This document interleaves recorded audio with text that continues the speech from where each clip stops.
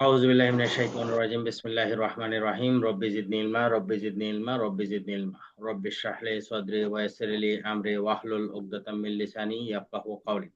আমরা গতকালকে আলোচনা করছিলাম হচ্ছে অস্ত্র আইনের 20 ধারা পর্যন্ত। আজকে আমরা একটু রিভিশন দেই, আর রিভিশনের সময় আপনারা একটু মনে মনে বলবেন, তাহলে হয় কি শাস্তির ধারাগুলো আপনাদের কাছে সহজে ধরা পড়বে। অস্ত্র আইনের 5 ধারা হচ্ছে বিনা লাইসেন্স বা অনুমোদন ছাড়া অস্ত্র উৎপাদন, রূপান্তর, বিক্রয় নিষিদ্ধ। 6 ধারা হচ্ছে বিনা লাইসেন্সে বা অনুমোদন ছাড়া আমদানি রপ্তানি নিষিদ্ধ। 7 ধারা হচ্ছে সরকারের কোনো মাল গুদামে সরকারের অনুমতি ব্যতীত অস্ত্র গোলাবারুদ রাখা যাবে না। 7 ধারা। 8, 9 বাতিল। 10 ধারা হচ্ছে অস্ত্র গোলাবারুদ পরিবহনের উপর নিষেধাজ্ঞা, অর্থাৎ আপনার যদি লাইসেন্স বা অনুমোদন ব্যতীত আপনি কি করতে পারবেন না, অস্ত্র পরিবহন করতে পারবেন না, এটা হচ্ছে গাড়ির ক্ষেত্রে। অস্ত্র আইনে 11 ধারা হচ্ছে তল্লাশি ঘাঁটি স্থাপন করার ক্ষমতা। 12 ধারা হচ্ছে সন্দেহভাজন ভাবে অস্ত্র শস্ত্র বহনকারী ব্যক্তিকে গ্রেপ্তার করতে পারবে যে কোনো ব্যক্তি। জনসাধারণ গ্রেপ্তার করলে পুলিশের নিকট, আর পুলিশ গ্রেপ্তার করলে ম্যাজিস্ট্রেটের নিকট অস্ত্র সহকারে প্রেরণ করবেন। 13 ধারা হচ্ছে লাইসেন্স ব্যতীত অস্ত্র বহন নিষিদ্ধ। তাহলে 10 ধারায় পাইলাম হচ্ছে গাড়িতে পরিবহন করতে পারবেন না, আর 13 ধারায় হচ্ছে আপনি নিজে লাইসেন্স ব্যতীত অস্ত্র বহন করতে পারবেন না। আর যদি আপনার কাছে অস্ত্র পাওয়া যায় তাহলে ম্যাজিস্ট্রেট, পুলিশ অফিসার বা সরকার কর্তৃক ক্ষমতাপ্রাপ্ত অন্য কোনো ব্যক্তি সেটা আপনার সামনে কাড়িয়ে নিতে পারবে। 14 ধারা হচ্ছে অনুমোদন বা লাইসেন্স ব্যতীত আগ্নেয়াস্ত্র দখলে রাখতে পারবেন না। তাহলে 13 ধারায় হচ্ছে আপনি নিজে বহন করতে পারবেন না, 14 ধারা হচ্ছে আপনি নিজে দখলে রাখতে পারবেন না। 15 ধারা হচ্ছে সরকার গেজেট প্রকাশের মাধ্যমে বাংলাদেশের কোনো অঞ্চল, স্থান, এইসব এলাকার মধ্যে অস্ত্র রাখা নিষিদ্ধ করতে পারবে 15 ধারা। আর 16 ধারা হচ্ছে যেই সময় অস্ত্র আপনি নিকটতম ডিলার বা ভারপ্রাপ্ত কর্মকর্তার নিকট জমা দিতে হবে। এখানে 4টা বিষয় বলা আছে। প্রথমত হচ্ছে যদি আপনার লাইসেন্সের মেয়াদ উত্তীর্ণ হয়, প্রথমত। দ্বিতীয়ত হচ্ছে যদি আপনার লাইসেন্সটা বাতিল হয়। তৃতীয়ত হচ্ছে সরকার 15 ধারায় নোটিশ দিছে যে অস্ত্র জমা দেওয়ার জন্য। আর চতুর্থ হচ্ছে যেই ক্ষেত্রে অস্ত্র আপনার নিকট রাখা বেআইনি হয়ে যাবে সেই ক্ষেত্রে আপনি নিকটতম ডিলার বা ভারপ্রাপ্ত কর্মকর্তার নিকট জমা দিবেন। 17 ধারা হয়েছে লাইসেন্স সম্পর্কিত বিধিমালা। এখানে 6টা বিষয় আছে, এটা সরকার নির্ধারণ করে দিবে এবং সেই সরকারের কর্মচারী কি কি দায়িত্ব পালন করবে সেই 6টা বিষয় বলা আছে। লাইসেন্সের মেয়াদ এবং সময় নির্ধারণ, লাইসেন্সের জন্য কত টাকা ফিস দিতে হবে তা নির্ধারণ, লাইসেন্স নিয়ে কি কি কার্য সম্পাদন করবে সেটা নির্ধারণ, এবং 5 এবং 6 দ্বারা লাইসেন্সকৃত ব্যক্তি উক্ত লাইসেন্সটা কর্মকর্তার নিকট প্রদর্শন করবেন। আর উন্নত হচ্ছে লাইসেন্সকৃত মজুদ অস্ত্র, গোলাবারুদ এইসব সরকার কর্তৃক ক্ষমতাপ্রাপ্ত ব্যক্তিকে প্রদর্শন বা কর্মকর্তাকে প্রদর্শন করাবেন। আর চত হচ্ছে সরকারি কর্মকর্তার দাবিতে লাইসেন্সকৃত ব্যক্তির হিসাব নিকাশ দিবেন। তারপর অস্ত্র আইনের 17 শর্ট হাইফেন কতে বলছে অস্ত্র সঙ্গে নিয়ে চলাফেরার উপর বিধিনিষেধ। এটা হচ্ছে লাইসেন্সকৃত ব্যক্তির উপর বিধিনিষেধ। যে ব্যক্তির লাইসেন্স আছে এই ব্যক্তিকে সরকার বিধিনিষেধ দিছে যে গেজেট প্রকাশের মাধ্যমে যে অস্ত্র নিয়ে ঘোরাফেরা করা যাবে না। তারপর হচ্ছে যদি সেই ক্ষেত্রে কি করে সে এটা নিয়ে ঘোরাফেরা করে তাহলে ম্যাজিস্ট্রেট, পুলিশ অফিসার বা সরকার কর্তৃক ক্ষমতাপ্রাপ্ত ব্যক্তি নির্বাচনকালীন সময়ের জন্য সেইটা কি করতে পারবেন, বাতিল করতে পারবেন। 18 ধারা হচ্ছে লাইসেন্স বাতিল। 19 ধারা হচ্ছে শাস্তি। এটা হচ্ছে অস্ত্র আইনের ইম্পর্টেন্ট একটা ধারা। তাহলে 19 ধারা শাস্তি হবে অস্ত্র আইনের 5, 6, 10, 13, 14, 15, 16 এবং 17 ধারা শাস্তির লঙ্ঘনের শাস্তি। তাহলে 19-এর ক, 19-এর কতে বলছে 5 ধারার শর্ত লঙ্ঘন করে, যদি 5 ধারার শর্ত লঙ্ঘন করেন সেই ক্ষেত্রে 19-এর ক। আর 19-এর খ হচ্ছে 33 ধারার যদি নোটিশ না দেয় তাহলে তার জন্য শাস্তি। 19-এর গ 6 ধারার শর্ত লঙ্ঘনের শাস্তি। 19-এর ঘ 10 ধারার শর্ত লঙ্ঘনের শাস্তি। 19-এর উ 13 ধারার শর্ত লঙ্ঘনের শাস্তি। 19-এর চ এতক্ষণ পড়ছি একটা একটা, এখন হবে 14 বা 15 ধারার বিধান যদি অমান্য করে। এখন চতে বলছে 14 বা 15 ধারা। 14 ধারা কি, নিজের দখলে রাখতে পারবে না। আর 15 ধারা হচ্ছে সরকার যদি গেজেট প্রকাশ করে অন্য কোনো এলাকা নিষিদ্ধ করে তাহলে সেই ক্ষেত্রে যদি সে না জমা না দেয় তাহলে তার শাস্তি হবে চ ধারা। 19-এর স হচ্ছে 17-এর গ, অর্থাৎ যেই ক্ষেত্রে সে মিথ্যা তথ্য দিছে।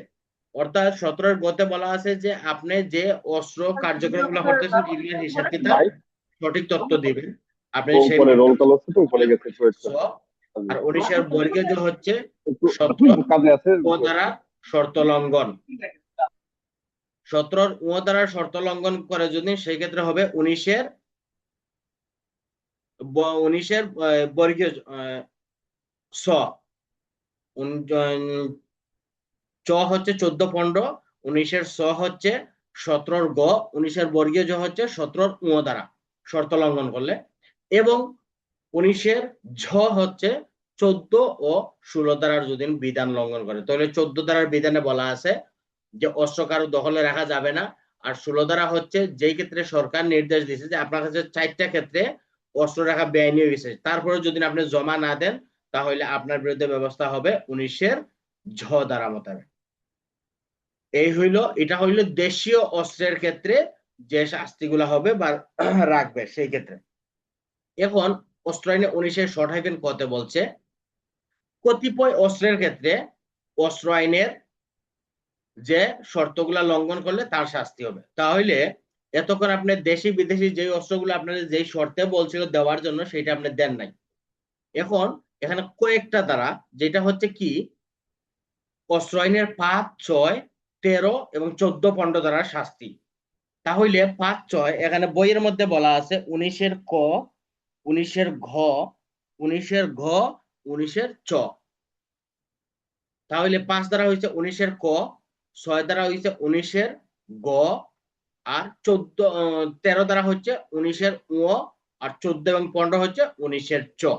এই দ্বারাগুলার শাস্তি যদি কি করে আগ্নেয়াস্ত্র, পিস্তল, রিভলভার, রাইফেল, শটগান এইসব অস্ত্রে যদি সে অপরাধ করে তাহলে তার শাস্তি হবে 19-এর শর্ট হাইফেন ক। এখন অনেক সময় আমাদের প্রশ্নের মধ্যে আছে 19-এর ক, 19 এবং 19-এর শর্ট হাইফেন ক এর মধ্যে পার্থক্য আলোচনা করুন। তাহলে কি লিখবেন? 19টা হচ্ছে দেশীয় অস্ত্র, 19-এর শর্ট হাইফেন ক হচ্ছে আগ্নেয়াস্ত্র।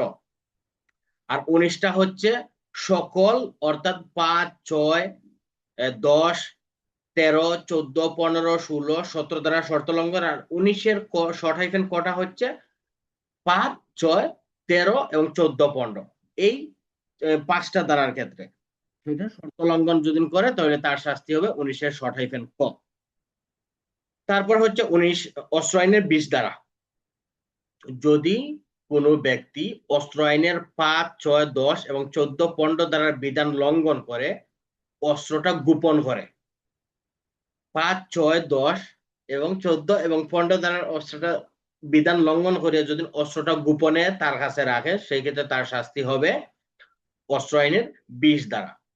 এখন মূল বইয়ে বলা আছে যে 19-এর ক হচ্ছে 5 ধারার শর্ত লঙ্ঘন, 19-এর গ হচ্ছে 6 ধারার শর্ত লঙ্ঘন, 19-এর গ হচ্ছে 10 ধারার শর্ত লঙ্ঘন, 19-এর চ হচ্ছে 14 এবং 15 ধারার শর্ত লঙ্ঘন।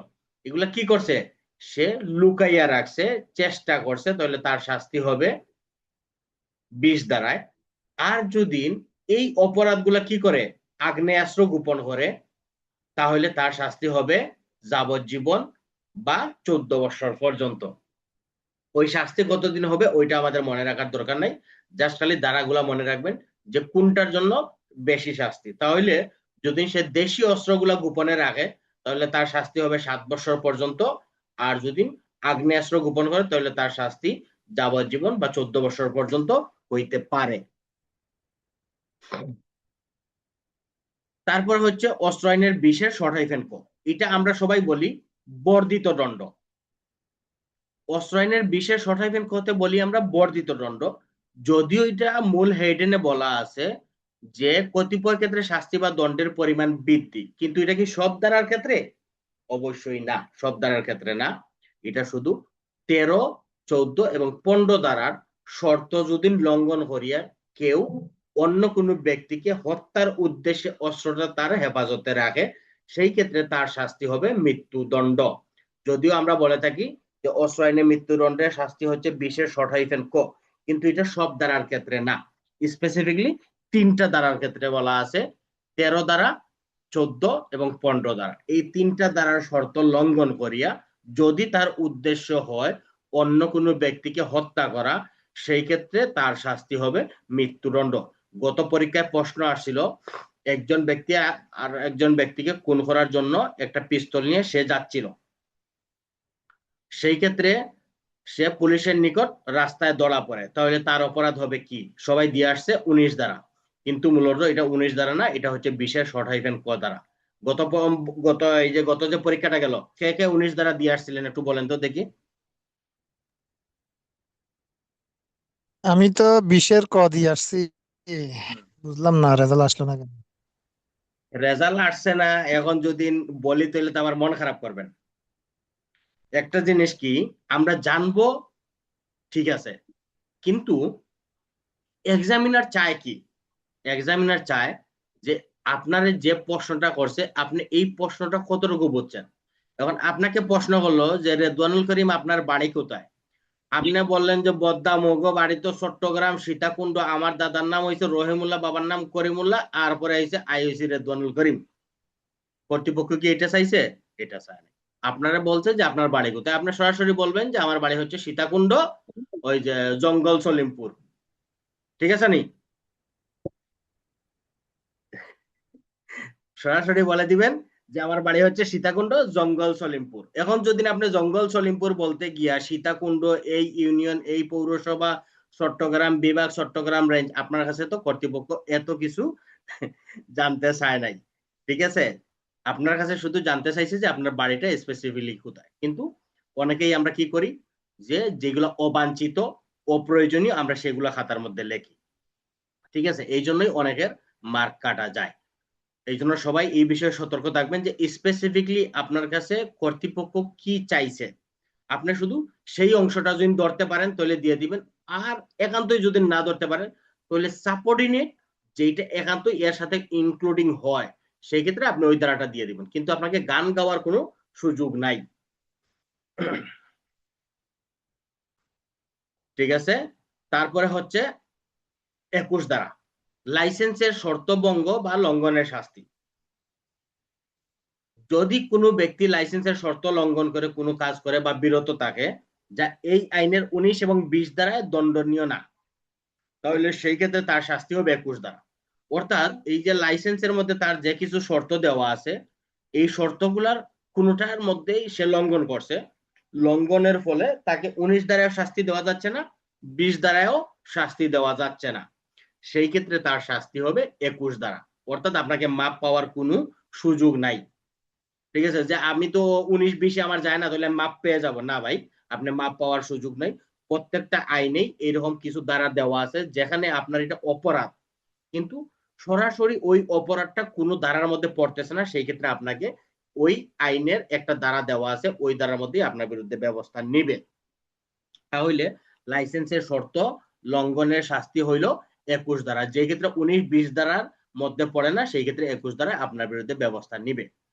22 ধারা হচ্ছে আপনি জানিয়া শুনিয়া কি করছেন, জেনে শুনে, যার লাইসেন্স নাই সেই ব্যক্তির নিকট অস্ত্র ক্রয় বিক্রয় করছেন। আপনি জেনে শুনে লাইসেন্স বিহীন ব্যক্তির নিকট অস্ত্র ক্রয় বিক্রয় করছেন, সেই ক্ষেত্রে আপনার শাস্তি হবে 22 ধারা। এখন আপনার কি করছেন, আপনার লাইসেন্স আছে, আপনার লাইসেন্স আছে, কিন্তু আপনি যার কাছে বিক্রি করছেন তার লাইসেন্স নেই, আপনার শাস্তি 22 ধারা। অথবা আপনার লাইসেন্স নাই, আপনি লাইসেন্সধারী ব্যক্তির নিকট থেকে অস্ত্র ক্রয় করছেন, সেই ক্ষেত্রে আপনার শাস্তি হবে 22 ধারা। এটা কি বোঝা গেছে 22 ধারাটা?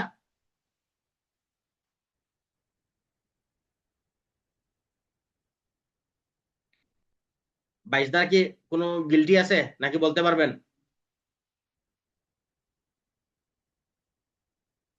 22 ধারাটা হচ্ছে যে আপনি জেনে শুনে, অর্থাৎ আপনার লাইসেন্স আছে, আপনি অস্ত্র বিক্রি করছেন যার কাছে লাইসেন্স নাই সেই ব্যক্তির কাছে, তাহলে আপনার শাস্তি 22। অথবা আপনার লাইসেন্স নাই, আপনার লাইসেন্স প্রাপ্ত ডিলারের কাছ থেকে আপনি অস্ত্র ক্রয় করছেন, সেই ক্ষেত্রেও কি আপনি তো অবৈধ অস্ত্র বিক্রি ক্রয় করার জন্য আপনার শাস্তি হবে, আর যে ডিলার আপনার কাছে অস্ত্র বিক্রি করছে তার শাস্তি হবে 22 ধারায়। তারপর হইলো অস্ত্র আইনের 23 ধারা, বিধি লঙ্ঘন করার শাস্তি।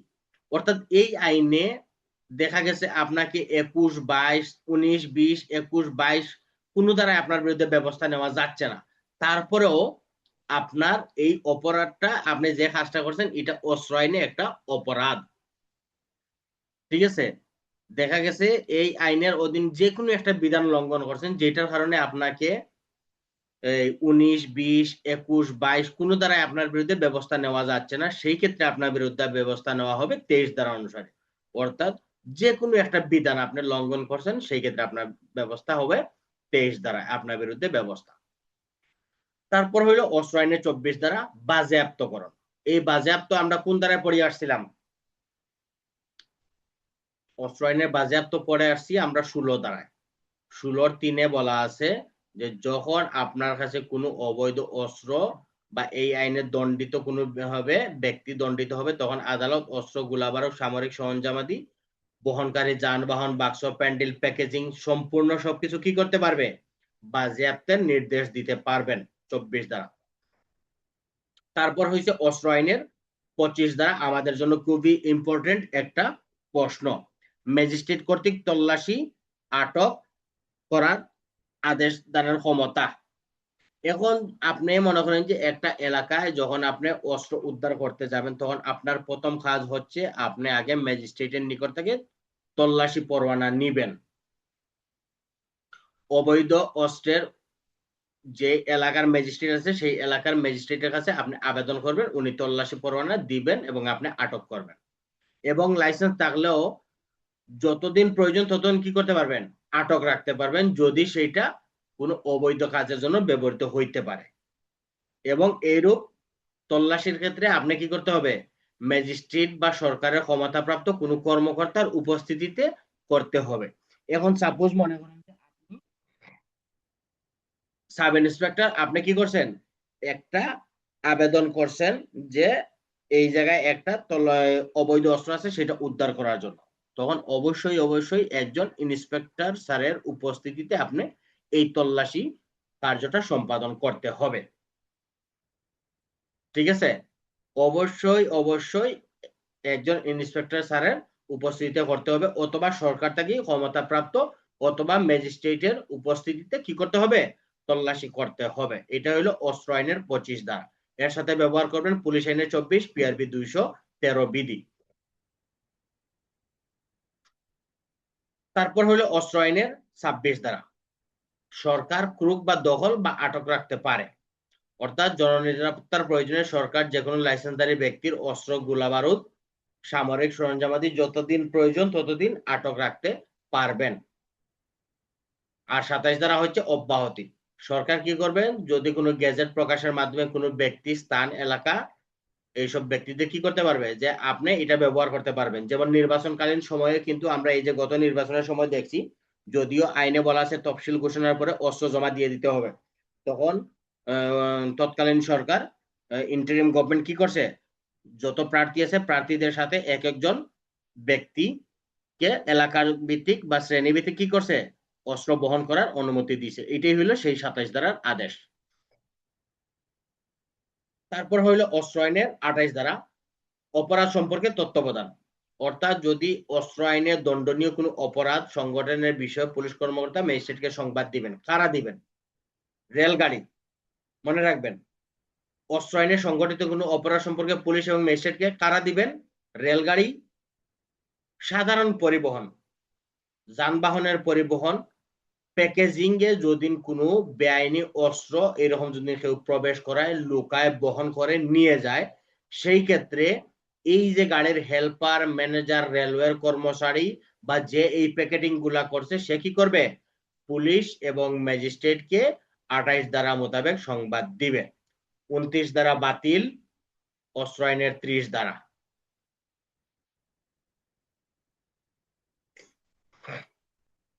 অস্ত্র আইনের 30 ধারা হচ্ছে 19-এর চ, অর্থাৎ 14 এবং 15 ধারার অস্ত্র উদ্ধার করতে গেলে যখন আপনি তল্লাশি করবেন, তখন সরকার কর্তৃক নিযুক্ত অফিসারের উপস্থিতিতেই আপনাকে তল্লাশি করতে হবে।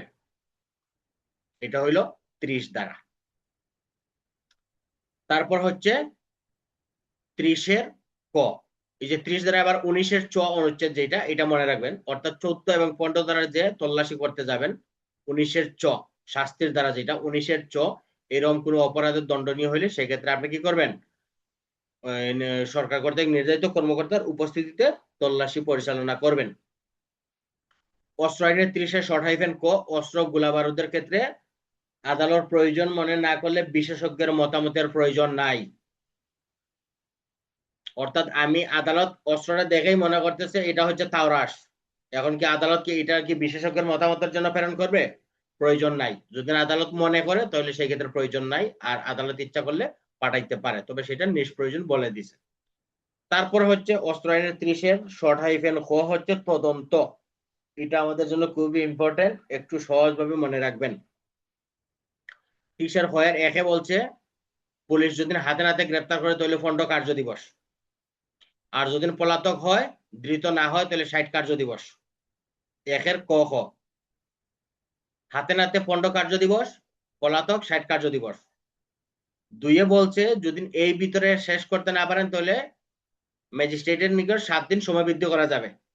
2। 3-এ হচ্ছে এর সময় শেষ হইলে 24 ঘন্টার ভিতরে ম্যাজিস্ট্রেটকে অবগত করবেন। 4, প্রতিবেদন প্রাপ্তির পর যদি আদালত মনে করে তাহলে নতুন কর্মকর্তা দিতে পারে, অথবা আদালত পরিবর্তন করতে পারে তদন্তকারী কর্মকর্তা। তদন্তকারী কর্মকর্তা পরিবর্তন করলে উনি 7 কার্য দিবস হাতে নাতে গ্রেপ্তার হইলে, আর পলাতক হইলে 30 কার্য দিবসের মধ্যে তদন্ত শেষ করবেন। তারপর হচ্ছে 5, চাইরা যদি সমাপ্ত করা না যায় তাহলে 24 ঘন্টার ভিতরে আদালতকে অবগত করবেন। আর 6-এ বলছে 2-এ যে তদন্তকারী কর্মকর্তা তদন্ত করতে পারে নাই, 4-এ যে নতুন তদন্তকারী কর্মকর্তা তদন্ত করতে পারে নাই, যদি আদালত মনে করে যে এটা তাদের জন্য গাফলতি, সেক্ষেত্রে তাদের অদক্ষতা হিসেবে করিয়া তাদের বিরুদ্ধে বিভাগীয় ব্যবস্থা নেওয়ার জন্য আদেশ দিবেন। 30-এর 6। তাহলে আমরা 30-এর খ-এর 1 থেকে 6 পর্যন্ত আবার বলি, যেটা হচ্ছে তদন্ত প্রক্রিয়া বা তদন্ত কিভাবে নিষ্পত্তি করবেন। 30-এর ক-এর 1, 30-এর খ-এর 1, একের আবার ক, হাতে নাতে গ্রেপ্তার হইলে 15 কার্য দিবস, পলাতক হইলে 60 কার্য দিবস। 2-এ এই সময় না পারলে আরো 7 কার্য দিবস বৃদ্ধি করা যাবে। 3, যদি না পারেন তাহলে 24 ঘন্টার ভিতরে জমা আদালতকে অবগত করবেন। 4, আদালত কি করবে, যদি তদন্তকারী কর্মকর্তা পরিবর্তন করে তাহলে সেই তদন্তকারী কর্মকর্তা উনি হাতে নাতে ধৃত হইলে 7 কার্য দিবস, আর পলাতক হইলে 30 কার্য দিবসে তদন্ত শেষ করবেন। 5, 4-এর যে নতুন তদন্তকারী কর্মকর্তা উনি যদি এই সময়ের ভিতরে না পারেন তাহলে 24 ঘন্টা ভিতরে সেটা কি করবেন, ম্যাজিস্ট্রেট এবং নিয়ন্ত্রণকারী অফিসারকে জানাবেন।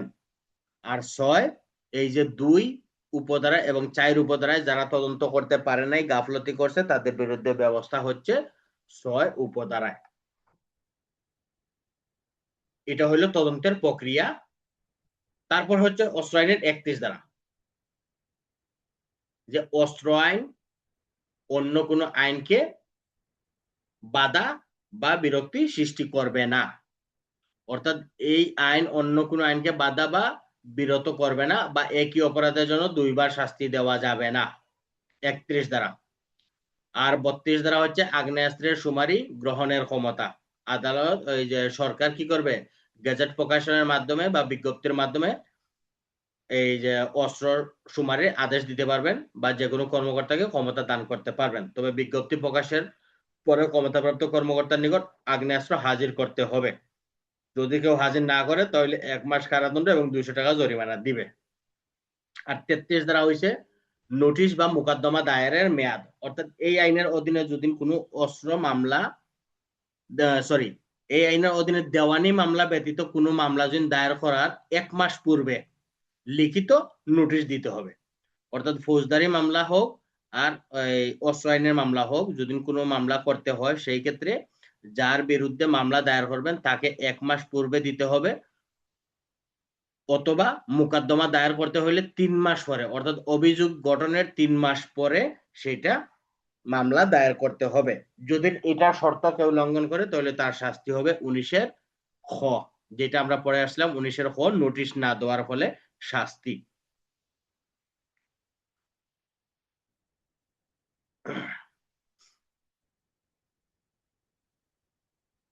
এই ছিল আমাদের অস্ত্র আইনের আলোচনা। এখন যদি আপনাদের কারো কোনো প্রশ্ন থাকে তাহলে করতে পারেন।